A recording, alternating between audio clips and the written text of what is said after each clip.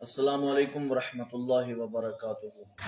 طہارت ایک ایسا لفظ ہے کہ جو ساری چیزوں کو شامل ہے جو کہ پاکیزگی کے متعلقہ چیزیں ہیں۔ مثلا جیسے واش روم میں جا کر جو ہم طہارت کرتے ہیں وہ بھی طہارت کے زمرے میں آتا ہے، اور وضو، غسل، یہ ساری چیزیں جو ہیں، تیمم ہے، یہ سب چیزیں جو ہیں یہ طہارت کے زمرے میں چیزیں آتی ہیں۔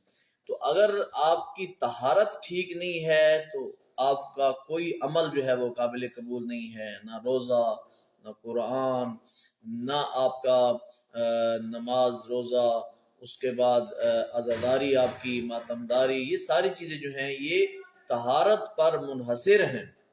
طہارت جو ہے اس پر زیادہ فوکس کریں، طہارت کو ٹھیک کرنے میں زیادہ فوکس کریں۔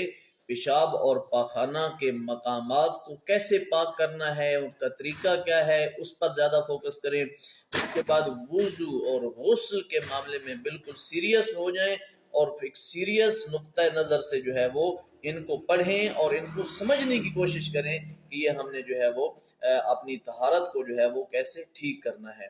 اور جب جو ہے آپ کی طہارت ٹھیک ہو جائے گی تو باقی سارے عمل جو ہے وہ آپ کے قابل قبول ہو جائیں گے۔ اللہ حافظ و ناصر۔